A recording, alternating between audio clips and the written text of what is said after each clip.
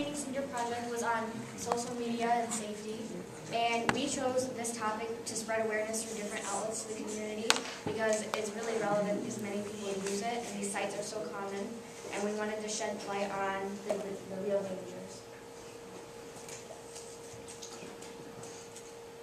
Some reasons for the social media craze are the hype. You hear about it everywhere on TV, in school, in class. Even teachers have Facebook. It's everywhere and everyone uses it. Entertainment, because it's fun. People get on there and they play games and talk to their friends and chat and everything. People always use it because they can procrastinate. You know, you've got that paper to write, but I'll just get on Facebook for 5 minutes before I start it. Or people are just bored. They don't have anything to do, so they get on Facebook or YouTube to watch videos, or Twitter just for something to do. Some problems with the social media obsession are it takes up a lot of time and it's very distracting. You don't realize how long you're on it, and then you look at the clock and it's been hours.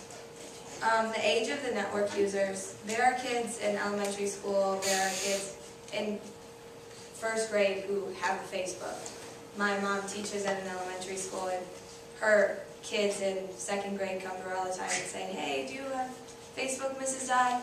So, such young kids are even using this, and they probably shouldn't be on the internet the way they are. Social media can cause a lot of trauma. There's a lot of misinformation. So it's he said, she said, and oh, my boyfriend liked her status, so that's really bad, and it causes fights between friends, and it's just a bad thing. And then there's always the revealing of personal information. You put your phone number on there, your address on there, and then anyone has access to that information. Okay, the anchor text that we focused on was actually a study done by Harvard College, and it contains some of the major names in social media, such as Facebook, MySpace, Verizon, AT&T, and it was actually sponsored by a number of justice departments throughout the nation, so it's pretty reputable.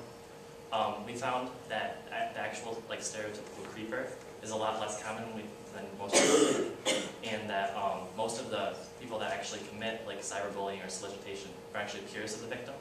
So this is actually a surprising fact that we needed to address. And also, once abused, a victim has a higher chance of going on to abuse others, which really just creates a cycle that creates more and more problems as we go on. Some of our linking texts proved to be very, very relevant. Media and Society, an introduction, third edition, by Michael Shaughnessy and James Stadler, went on to prove that media doesn't present real-world situations. It provides some, you don't really think about what you're doing when you're online using things like Facebook, YouTube, Twitter. You don't realize that this is the real world and it affects people.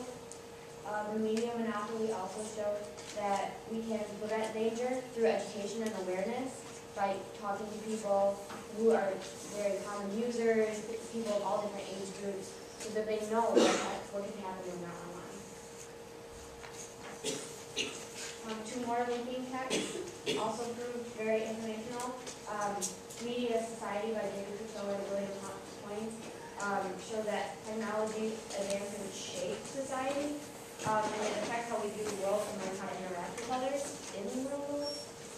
And it's a bridge between people's private lives and the public world. Because when you put things online, it can interact with things in your everyday life. So we found some statistics just to see how many people actually use it and how many people have public profiles and stuff. We found that Facebook has more than 60 million active users, and there are approximately 50 million tweets sent per day, almost 600 tweets per second. 72% of teens have a social networking profile, and 47% of us have a public profile that anyone can look at any time. And 26% of teens know someone something bad has happened to because of the information or photos that they themselves put online. And we created a survey and gave it to a few people to see some more local statistics, and every single person we asked had an account on a social networking site. And most people said that even if they knew about safety precautions or guidelines, they would probably use them. But some said even if they knew, they still wouldn't care. They'd still put all the personal information online. Most people said that they had seen cyberbullying or solicitation happen to others around them.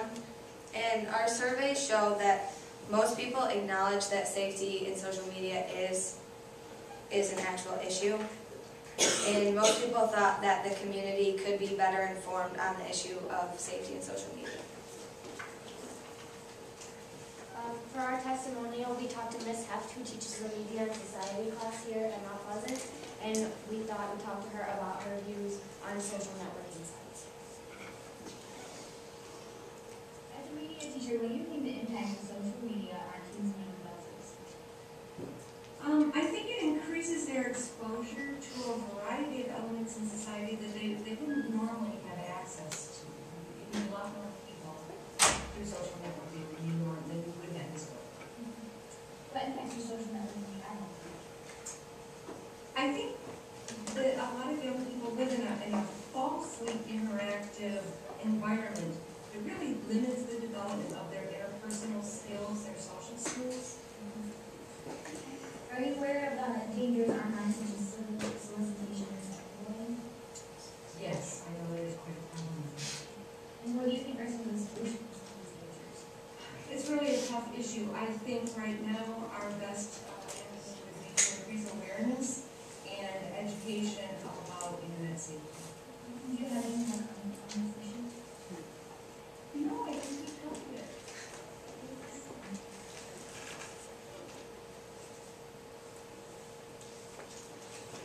In our research, we found a couple different types of solutions. In more broad terms, there are behavioral solutions and technical solutions.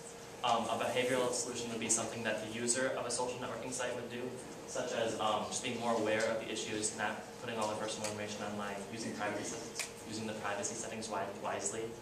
Some kind of technical solutions. Now, this is something that a social networking site would put on their site to make it more safe. This is something like identity verification to make sure you are who you say you are. Filtering and monitoring, which can actually limit what younger users see online. Text analysis is another way to monitor what users are seeing online. And then a new and developing technology is biometrics, which is where a computer actually analyzes your fingerprint or something to tell how old you are to see whether or not you should be able to view this content. So after doing all of our research, we decided that the best way to get the word out would be to do a public service announcement, as awareness and just knowledge about the issue seemed to be one of the best, most basic solutions. So we put together a public service announcement, and we plan on putting it on the district educational channel. So we'll show this to you now.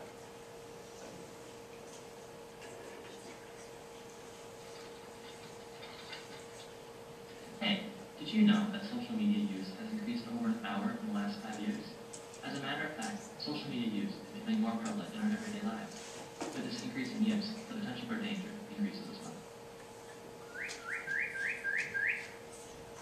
Recent studies have shown that more than half of teens think social networking websites such as Facebook, YouTube, and Twitter are unsafe. As it turns out, they may be right. Cyberbullying and solicitation can cause major problems for children and young adults.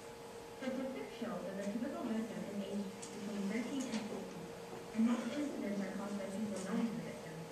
Many of these are actually their peers, and many victims go on to accuse others. We need to stop this vicious cycle. Don't be afraid. Experts are working on technical solutions for these problems, such as identity verification and filtering mechanisms. You can do your part to help too. Don't put personal information on social networking sites. Use the privacy settings. If you know of any cyberbullying incidents, don't trust it at all. Spread the news about online safety. Together, we can help reduce the risks of social media use and make it a positive experience for everyone. Thank you.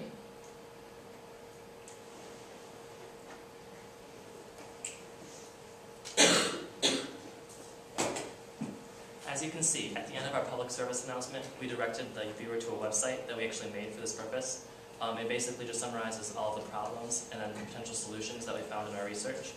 This is actually a live website, so we thought this would be another way to get the word out to our community.